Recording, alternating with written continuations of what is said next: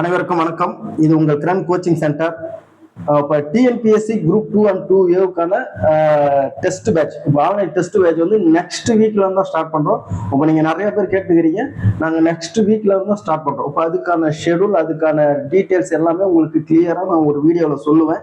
எப்படி test conduct பண்ண போகிறோம், எத்தனை டெஸ்ட் இருக்கு, உங்களுக்கு அதுக்கான ப்ராப்பரான ஒரு ஷெடியூல். ஏன்னா 4 மாதம் இருக்குல்ல, அதுக்கு கிளியரா. ஏன்னா இப்போ குரூப் 4 படிக்கிறவங்களால ஈஸியாக குரூப் 2 அப்படியே பாஸ் பண்ண முடியும். ஏன்னா நீங்கள் குரூப் 2 பொறுத்த வரைக்குமே ப்ரிலிம்ஸ் மெயின்ஸை பார்த்து ரொம்ப ரொம்ப பயப்படுறீங்க. ப்ரிலிம்ஸ் படிக்கிறவங்களால மெயின்ஸ் ரொம்ப ஈஸியா படிக்கலாம். ஏன்னா ப்ரிலிம்ஸ்லேயே முக்கால்வாசி அந்த சிலபஸ் அடங்கிடும். நீங்க சிலது மட்டும்தான் கொஞ்சம் டீட்டெயிலா பாக்குற மாதிரி இருக்கும் மெயின்ஸுக்கு. ஆனா ரொம்ப ரொம்ப ஈஸி, சிலபஸ் கம்மி, அதனால ஈஸியா பாஸ் பண்ணலாம். குரூப் 2 பத்தி யாருமே பயப்படாதீங்க. எல்லாருமே குரூப் 4 படிக்கிற எல்லாருமே குரூப் 2க்கு எழுதுங்க. ஏன்னா ரொம்ப ரொம்ப ஈஸியான ஒரு இது. பவர் அதிகம், போஸ்டிங் வந்து அதோடைய பவர் அதிகாரமெல்லாம் குரூப் 2ல அதிகம். ஒரு ஆபீசர் கேடர் ஆவீங்க. இப்ப டிஎன்பிஎஸ்சி இந்த வீடியோ எதுக்கு அப்படின்னா, இப்ப டிஎன்பிஎஸ்சி குரூப் 4க்கு வந்து நம்ம ஃப்ரீயா டெஸ்ட் பேட்ச் வந்து கண்டக்ட் பண்றோம். இப்ப அந்த டெஸ்ட் பேட்ச்ல என்னென்ன படிக்கணும் சார் அப்படின்னு நிறைய பேர் டவுட் கேட்குறீங்க. இப்போ அதுக்காக ஒரு வீடியோ போடுங்க அப்படின்னு சொல்லிட்டு கேட்டுருந்தீங்க. இப்போ அதுக்காக தான், அதாவது நான் இப்போ டெஸ்ட் வந்து உங்களுக்கு 11/6 25 ஸ்டார்ட் பண்றோம். அதாவது இன்னும் ஒரு 2 நாள் இருக்கு. இன்னைக்கு சேர்த்தீங்கன்னா 3 நாள் இருக்கு. அப்ப மொத்தம் வந்து நாங்க 5 டெஸ்ட் கண்டக்ட் பண்ண போறோம் ஃப்ரீயா. உங்களுக்கு டிஎன்பிஎஸ்சி குரூப் 4 எழுத போறீங்க, இன்னும் 1 மாசமா இருக்கு. இப்போ அவங்களுக்கு நான் ஃப்ரீயா டெஸ்ட் பேட்ச் கண்டக்ட் பண்றேன். இப்போ இந்த டெஸ்ட் பேட்ச்ல யார் வேணாலும் ஜாயின் பண்ணலாம். டிஸ்கிரிப்ஷன் கீழே வாட்ஸ்அப் லிங்க் இருக்கு. அந்த வாட்ஸ்அப் லிங்க்ல ஜாயின் பண்ணீங்கன்னா நேரா எங்க குரூப்ல வந்துருவீங்க. நாங்க குரூப்ல வந்தா உங்களுக்கு பிடிஎஃப் சென்ட் பண்ணுவோம். அப்படி இல்லையா, நாங்க யூடியூப்லயே உங்களுக்கு வந்து பிடிஎஃப் வந்து டிஸ்கிரிப்ஷன் கீழே கொடுப்போம். அதெல்லாம் உங்களுக்கு சரியா தெரியல அப்படின்னா நேரா வாட்ஸ்அப் குரூப்ல வந்தீங்கன்னா நிறைய இன்ஸ்ட்ரக்ஷன் சொல்லுவேன். குரூப்ல நிறைய இன்ஸ்ட்ரக்ஷன், என்னென்ன படிக்கணும் அப்படின்ற மாதிரி டீட்டெயிலா சொல்லுவேன். அதனால வாட்ஸ்அப் குரூப்ல வர்றது ரொம்ப பெஸ்ட். இப்போ அதுக்கு வந்து இப்போ ஃபர்ஸ்ட் டெஸ்ட் பாருங்க, 11ஆம் தேதி உங்களுக்கு ஸ்டார்ட் பண்றேன். 11/6/25 ஃபர்ஸ்ட் டெஸ்ட் வந்து ஸ்டார்ட் பண்றேன். அதுக்கு வந்து உங்களுக்கு சிலபஸ் கொடுத்துருந்தேன். யூனிட் 1 தமிழை பொறுத்த வரைக்குமே யூனிட் 1, 2 கொடுத்துருந்தேன். அதுக்கு எப்படி சார் படிக்கணும் அப்படின்னு கேட்டிருந்தீங்க. தமிழை பொறுத்த வரைக்குமே இப்போ ஸ்கூல் புக்கு 6th இருந்து 12th வரைக்கும் வச்சிருப்பீங்க. சிறப்பு தமிழ் எல்லாமே. இப்போ பிரித்து எழுதுகள், சேர்த்து எழுதுதல், அதெல்லாம் இப்போ இதெல்லாம் பார்த்தீங்கன்னா இந்த சிலபஸ் வைஸ் தான் நீங்க போய் பார்க்கணும். பிரித்து எழுதுதல் இருக்குல்ல, அப்ப பிரித்து எழுதுதல் என்னென்ன, அதுக்கு என்ன விதி, அப்ப அதை பேஸ் பண்ணி நீங்க அதை அப்படியே படிக்கணும். இப்ப அதை பேஸ் பண்ணி தான் நீங்க வரணும். இப்ப என்கிட்ட புக்கே நிறைய பேர் புக்கு இல்லை சார், என்ன சார் பண்றதுன்னு. இப்ப இது மாதிரி தமிழுக்குன்னு சில நிறைய பேர் இப்போ புக்கு ரிலீஸ் பண்றாங்க. அதை எது பெஸ்ட்டோ அதுல ஒன்று சூஸ் பண்ணி நீங்க வாங்கிக்கிறது பெஸ்ட். ஏன்னா 1 மாசத்துக்கு இப்ப அப்படிதான் ரிவிஷன் பண்ண முடியும். அதுக்கு அடுத்தது பாருங்க, யூனிட் 2 தமிழை பொறுத்த வரைக்குமே யூனிட் 1, யூனிட் 2 வந்து உங்களுக்கு சிலபஸா கொடுத்துருந்தேன். இப்ப பாருங்க, இதெல்லாம் ரொம்ப ரொம்ப ஈஸியா இருக்கும். நீங்க தமிழ் நினைக்கிற மாதிரி வேணா பேசிக்கா பாருங்க. கம்பல்சரி எல்லாருமே தமிழ்ல வந்து 70 அடிச்சுவீங்க. நார்மலாவே இப்போ போனீங்கன்னா, இப்ப நீங்க ஆவரேஜா படிக்கிறீங்க அப்படின்னா கம்பல்சரி 70 அடிச்சிருக்கீங்க. ஏன்னா தமிழ் கொஞ்சம் ரொம்ப பேசிக்கா ஈஸியா தான் இருக்கும். அதுல நீங்க சில அந்த விதிகள் இருக்கு, அதை வந்து நீங்க கொஞ்சம் நல்லா படிச்சுக்கணும். இப்ப அதெல்லாம் படிச்சுக்கீங்கன்னா அது ஸ்டேட்மெண்டா கேட்கக்குள்ள உங்களுக்கு கண்டிப்பா 90க்கு மேல எடுக்கணும். கண்டிப்பா 90+ மேல எடுக்கணும் தமிழ்ல. நல்லா ஞாபகம் வச்சுங்க. அடுத்தது பாருங்க, ஜென்ரல் சயின்ஸ். இப்ப ஜென்ரல் சயின்ஸ்ல இருந்து உங்களுக்கு டிஎன்பிஎஸ்சியில கேட்க போது அவங்க 5 கேள்வி தான் நான் கேட்க போறேன் அப்படின்னு உங்களுக்கு சொல்லியிருக்கிறேன். இப்ப அதை பொறுத்த வரைக்குமே இப்ப நான் முக்கியமான சில டாபிக் வந்து குரூப்ல போட்டிருந்தேன். இப்ப அதை நான் உங்களுக்கு திரும்ப சொல்றேன் பாருங்க. இப்ப பேரண்டத்தின் இயல்பு, அது சயின்ஸை பொறுத்த வரைக்குமே 6th இருந்து 10th வரைக்கும் படிச்சாலே போதும். நீங்க ரொம்ப 11th 12th எல்லாம் படிக்கணும் அவசியமே கிடையாது. சயின்ஸை பொறுத்த வரைக்கும் 6th இருந்து 10th வரைக்கும் பேசிக்கா பர்டிகுலரா ஒரு 7-8 டாபிக் இருக்கு. அந்த டாபிக்கை மட்டும் நல்லா ஃபர்ஸ்ட் கவர் பண்ணிங்க. இந்த 1 மாசத்துக்கு அந்த ஒரு 8 டாபிக்கை மட்டும் நல்லா படிங்க. ஏன்னா சயின்ஸை படிக்காம போயிடக்கூடாது. ஏன்னா 5 கொஸ்டின் வருது. 5 கொஸ்டின்ல நீங்க ஒண்ணுமே தெரியாம விட்டுட்டாலும் உங்களுக்கு கஷ்டம். ஏன்னா போஸ்டிங் வாங்குறது வந்து 1 கொஸ்டின் தான். அந்த 1 கொஸ்டின் தான் உங்களுக்கு 1.5 மார்க். அந்த 1.5 மார்க் தான் உங்களுடைய தலையெழுத்தை தீர்மானிக்கும் போஸ்டிங் வாங்குறது. ஏன்னா கட் ஆஃப் அவ்வளவு தூரம் எதிரும். இப்ப முக்கியமா நான் என்னை பொறுத்த வரைக்குமே இதெல்லாம் முக்கியமா பார்க்கணும் அப்படின்னு பாத்தீங்கன்னா, இயற்பியல் அளவுகளின் அளவீடுகள், இதை ரொம்ப முக்கியமா பாத்துக்கங்க. அதுக்கு அடுத்தது விசை அழுத்தம், இதை பார்த்துக்க, விசை அழுத்தத்தை பார்த்துக்க.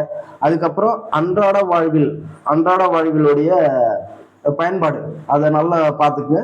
அதே மாதிரி ஒலி இதை நல்லா பார்த்துக்குங்க. ஒலி ஒளியை நல்லா பார்த்துங்க. அதுக்கடுத்தது அமிலம் காரம், கெமிஸ்ட்ரியை பொறுத்த வரைக்கும் அமிலம் காரம் உப்பு கம்பல்சரி பார்த்துங்க. அதாவது இதெல்லாம் பயன்பாடுகளை பற்றி நல்லா பார்த்துங்க. பயன்பாடுகள் தான் கேட்பாங்க. பயன்பாடுகள்னா இப்போ வந்து கரையை போக்குறது எது, அது மாதிரி நிறைய பயன்பாடுகள் இருக்கு. அமிலங்கள் காரங்கள் உப்புகள் பார்த்தீங்கன்னா பயன்பாடுகள் நிறைய இருக்கு. இப்போ டயர்கள்ல என்ன யூஸ் பண்றாங்க, அந்த மாதிரி நிறைய பயன்பாடுகள் இருக்குல்ல, அந்த மாதிரி பயன்பாடுகளை பாருங்க.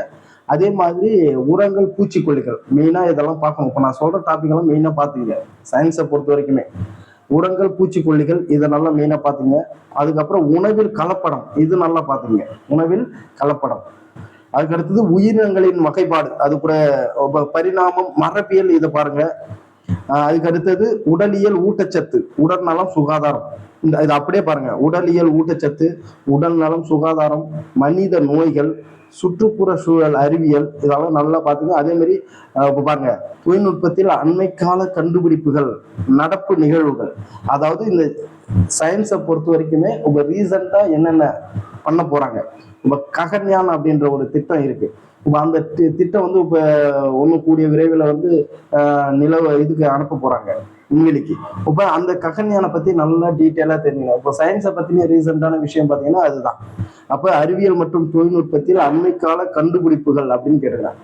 அப்ப இது மாதிரி சயின்ஸ் அண்ட் டெக்னாலஜில என்ன புதுசாக கண்டுபிடிச்சு அது என்ன மக்கள் யூசேஜுக்கு இருக்கு, அது மாதிரி பார்க்கணும். அதே மாதிரி இந்திய ஆட்சியல், அதை யூனிட் 4 கொடுத்துருந்தேன். யூனிட் 4 வந்து இந்திய ஆட்சியல். இதை பொறுத்த வரைக்குமே நீங்க என்ன பண்ணணும்னா 6th இருந்து 12th வரைக்கும் புக்கு வச்சிருக்கணும் compulsory. 11th 12th polity compulsory வச்சிருக்கணும். இது ஆனால் 15 கேள்வி, ரொம்ப ஈஸியான ஒரு டாபிக் எதுனா அது வந்து பாலிட்டி. அப்ப அந்த பாலிட்டியில ஈஸியா 15க்கு அட்லீஸ்ட் நீங்க ஒரு 14 எடுக்கணும். இதுலாவும் நீங்க மார்க் குறையவே கூடாது. என்னை பொறுத்த வரைக்குமே இதுல நீங்க மார்க் குறையவே கூடாது. கம்பல்சரி 15க்கு 15 எடுத்துடணும். எப்படி கேட்டாலும் கரண்ட் அஃபேர்ஸ் ரிலேட்டடா இருந்தாலும் சரி, எப்படி கேட்டாலும் 15க்கு 15 கம்பல்சரி எடுக்கணும். அது மாதிரி படிக்கணும். இதுல போய் நீங்க விட்டுட்டீங்கன்னா அப்புறம் ரொம்ப கஷ்டம். இப்ப இந்திய அரசியலமைப்பின் முகவுரை அப்படின்னு இருக்கு. அப்ப இதுக்கு நீங்க எந்தெந்த பாடத்தை படிக்கணும் அப்படின்னு நிறைய பேர் கேட்டுக்கிறீங்க. மேக்சிமம் 10th இருக்கு, 10th இருக்கு. அதே மாதிரி 12th இருக்கு. 10th 12th கம்பேர் பண்ணி படிக்கணும். அதே மாதிரி அரசியலமைப்பின் முக்கிய கூறுகள். இப்ப ஒரு சின்ன உதாரணத்துக்கு நான் சொல்ற மாதிரி, இப்ப ஒன்றியம் அப்படின்னா இப்ப நீங்க சிலபஸை வச்சுக்கிறீங்க. இப்ப சிலபஸை கையில வச்சிருக்கிறீங்கன்னா ஒரு டாபிக்கை படிக்கிறீங்க. இப்ப இந்திய அரசியலமைப்பின் முகவுரை. அப்ப இதை பத்தி உங்களுக்கு இப்ப முகவுரை அப்படின்னு சொன்னா உங்களுக்கு ஒரு 10 பாயிண்ட் டக்குன்னு வரணும். அதுதான் இப்ப சிலபஸ் வச்சு அப்படிதான் நீங்க பார்க்கணும். அப்ப இந்திய அரசியலமைப்பின் முகவுரை அப்படின்னா அப்ப முகவுரையில என்னென்ன அந்த ஆர்டர் இருக்கு, இறையாண்மை, மத சமய சார்பற்ற அந்த சோசியலிசம், அந்த இது இருக்குல்ல. அப்ப அந்த ஆர்டர் எது, அதை அப்படியே ஒரு 10 பாயிண்ட் டக்குன்னு வருதான்னு பார்க்கணும். இதை எப்ப வந்து இந்த சட்ட திருத்தம் கொண்டு வந்தாங்க, 1976 42 யாரு கொண்டு வந்தது, என்ன சேஞ்ச் பண்ணாங்க, அப்ப முகவுரையை யாரு கொண்டு வந்தது, ஜவஹர்லால் நேரு. அப்ப அவரு எந்த தீர்மானத்தின்படி இதை கொண்டு வந்தாரு, அப்ப முகவுரை இது வரைக்கும் எத்தனை வாட்டி திருத்தி இருக்கிறாங்க, அப்ப முகவுரையில என்ன சொல்றாங்க. அப்ப இது மாதிரி இப்ப ஒரு டாபிக் எடுத்துனீங்கன்னா அப்ப முகவுரையை பத்தி உங்களுக்கு ஒரு 10 பாயிண்ட் தெரியுதான்னு யோசிக்கும். அப்ப உங்களுக்கு தெரிஞ்சா அப்ப அந்த சாப்டர்ல நீங்க கரெக்டா நிக்கிறீங்க அப்படின்னு அர்த்தம். இப்ப குடியுரிமை அப்படின்னு எடுத்துக்கிறீங்க. அப்ப குடியுரிமைனா என்ன தெரியணும். அப்ப குடியுரிமை எந்த சட்டம், குடியுரிமை சட்டம் எந்த வருஷம், அப்ப குடியுரிமை வந்து என்ன பகுதி சொல்லுது, என்ன அட்டவணை சொல்லுது, என்ன விதிகள் சொல்லுது அப்படின்னு சொல்லிட்டு என்ன பண்ணும், நீங்க அப்படியே 1 by 1 அப்படியே யோசிச்சுனே வரணும். இதுதான் சிலபஸ் எடுத்து அப்படிதான் யோசிக்கணும். அப்ப குடிமுறையில என்னென்ன சேஞ்ச் பண்ணிக்கிறாங்க, இப்ப ரீசெண்டா குடியுரிமையை பத்தி என்ன பிரச்சனை ஓடுறது, இது வரைக்கும் உங்களுக்கு தெரியணும். அப்ப அதான் குடியுரிமை. அப்ப ஒரு குடியுரிமைன்னு எடுத்துட்டா ஒரு 10 பாயிண்ட் உங்களுக்கு என்ன பண்ணும், ஆர்டரா அப்படியே கரெக்டா நீங்களே நினைச்சு பார்க்கணும். இதெல்லாம் கரெக்டா, ஓ இப்படி வருதுன்னு அது மாதிரி நீங்க 1 by 1 யோசிச்சு குடியுரிமையுடைய ரீசெண்டா உள்ள பிரச்சனை வரைக்கும் உங்களுக்கு தெரியணும். அது மாரி தெரிஞ்சாதான் உங்களுக்கு ஈஸியா இருக்கும். ஏன்னா உங்களுக்கு சிலபஸை தவிர்த்து வேற எதுவுமே கேள்வி கேட்க மாட்டாங்க. உங்க கேள்வி உங்களுக்கு தெரியல அப்படின்னா அது சிலபஸ் ஓரியன்டான கரண்ட் அஃபேர்ஸா இருக்கும். அப்ப அதுதான் நீங்க அப்படிதான் தேடணும். அதே மாதிரி பாருங்க, இப்ப அடிப்படை உரிமைகள் இருக்கு.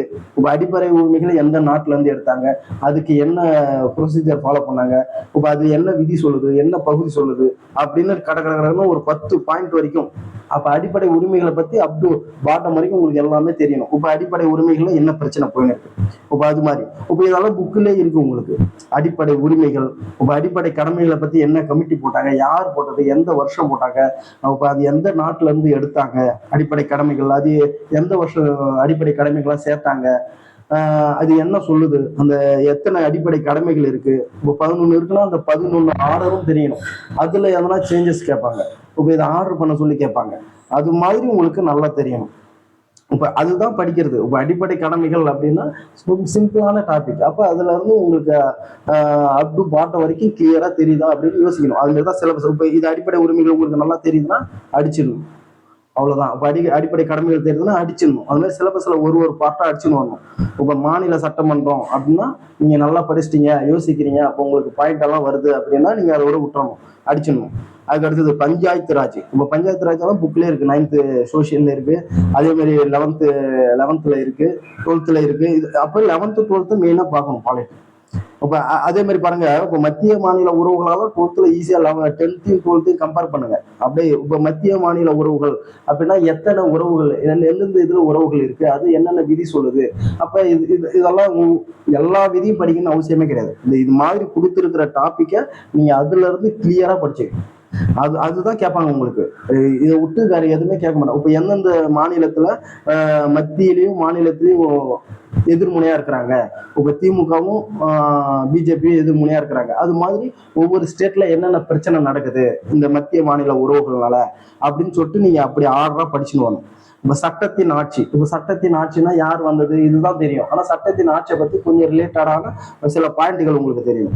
அதே மாதிரி பொது வாழ்வில் ஊழல், இதெல்லாம் புக்ல கிடையாது. அப்ப பொது வாழ்வில் ஊழல் இது சிலபஸ்ல இருக்கு. அப்ப இது என்ன பண்ணணும், நீங்க அதர் சோர்ஸா சில ரெஃபரன்ஸுக்கு வந்து நீங்க நிறைய கூகுள்ல போய் சர்ச் பண்ணீங்கன்னா நிறைய விஷயம் வரும். இப்ப ஊழலுக்காக அரசாங்கம் என்ன கொண்டு வந்திருக்காங்க, அவங்க என்ன சொல்றாங்க, ஊழல் தடுப்பு நடவடிக்கைகள் அப்படின்னு கேட்கிறாங்க. அப்ப ஊழலை குறித்து அவங்க என்னென்ன கொண்டு வந்திருக்காங்க. இப்ப பண செலவை சட்டம், இப்ப அந்த இதெல்லாம் இருக்கு, நிறைய சட்டங்கள் கொண்டு வந்திருக்காங்க ஊழலுக்கு எதிராக. லோக்பால், லோக் ஆயுதா, இப்ப எல்லாருமே அது இப்போ லோக்பால், லோக் ஆயுதா இருக்குல்ல. இப்போ லோக்பால், லோக் ஆயுதா வச்சு நீங்க ஒரு 10 கொஸ்டின்ஸ், ஒரு 10 பாயிண்ட் உங்களுக்கு நல்லா கிளியரா தெரியணும் அப்படின்னா நல்லா யோசிக்கணும். அப்ப கிளியரா அந்த ஒரு 10 பாயிண்ட்னாச்சும் உங்களுக்கு தெரியணும். நான் சொல்ல வர்றது என்னன்னா, இப்ப ஒரு டாபிக்னு ஒண்ணு எடுத்துக்கிறீங்க, இப்ப லோக்பால், லோக் ஆயுதான்னு எடுத்துக்கிறீங்கன்னு வச்சுங்க. அப்ப இதை பத்தி அட்லீஸ்ட் உங்களுக்கு ஒரு 10 பாயிண்ட்னாச்சும் தெரிஞ்சிருக்கணும். அப்பதான் அந்த சிலபஸ்ல நீங்க வந்து கிளியரா இருக்கிறீங்க அப்படின்னு அர்த்தம். இப்ப லோக்பால், லோக் ஆயுதான்றது யாரு கொண்டு வந்தது, இதோடைய பணி என்ன, இது இது எந்த வருஷம் இதை வந்து கொண்டு வந்தாங்க, இது யாரு, இது எந்த கமிட்டி வந்து இந்த லோக்பால், லோக் ஆயுதோடைய தலைவரை நியமிக்கும், இப்ப அவங்களுடைய அமைப்பு செட்டப் எப்படி இருக்கு, இப்ப அதுக்கான அரசியல் அமைப்புல என்ன சொல்றாங்க, இப்ப ரீசெண்டா இருக்கிற தலைவர் யாரு அப்படின்னு ஒரு 10 பாயிண்ட் கிட்ட நீங்க சொல்லணும். அதே மாதிரி தகவல் அறியும் உரிமையும் அப்படிதான். இப்ப தகவல் அறியும் உரிமைனா அது எந்த வருஷம் கொண்டு வந்தாங்க, இப்ப அதுக்கான எத்தனை நாள்ல வந்து ஒரு தகவலை பெற முடியும், அது யார் யாரு கேட்டா எப்படி மேல்முறையீடு போகலாம் அப்படின்னு சொல்லிட்டு தகவல் அறியும் உரிமை தமிழ்நாட்டுல எப்போ கொண்டு வந்தாங்க, இந்தியாவில் எப்போ கொண்டு வந்தாங்க, வேர்ல்டுல எப்படி இதை ஃபார்ம் பண்ணாங்க. அப்ப இது மாதிரி அது மாதிரி அப்படியே ஒரு 10 பாயிண்ட் நறுக்குன்னு உங்களுக்கு தெரியணும். இது மாதிரி இப்ப பெண்களுக்கு அதிகாரம் அளித்தல்னு இருக்கு. இதெல்லாம் புக்ல நீங்க பெண்களின் பங்குன்னு ஒண்ணு இருக்கு, அந்த ஒரு பாடத்தை படிக்கிறீங்க, அதோட விட்டுறீங்க. ஆனா உங்களுக்கு கொஸ்டின்ல பார்த்தா பெண்களுக்கு அதிகாரம் அளித்தல் அப்படின்னு பாத்தீங்கன்னா இப்ப பெண்களுக்காக என்னென்ன திட்டம் கொண்டு வந்திருக்காங்க அதான் அதிகாரம் அளித்தல். இப்ப இப்ப இது இது உங்களுக்கு பெண்களுக்கு அதிகாரம் அளித்தல் டாபிக்கை பார்த்தீங்கன்னா இந்த குழுவெல்லாம் இருக்கு. அதெல்லாம் எந்த ஸ்டேட்ல, எந்த மாவட்டத்தில், தமிழ்நாட்டில் தான் அதை ரொம்ப இன்ட்ரடியூஸ் பண்ணாங்க. இப்போ அது மாதிரி சுய உதவி குழு அது எந்த மாநிலத்துல, எந்த மாவட்டத்துல கொண்டு வந்தாங்க, இப்போ சுய உதவி குழுல எவ்வளவு பேர் லாபம் அடைஞ்சிருக்கிறாங்க, அதான் கரண்ட் அஃபேர்ஸ்.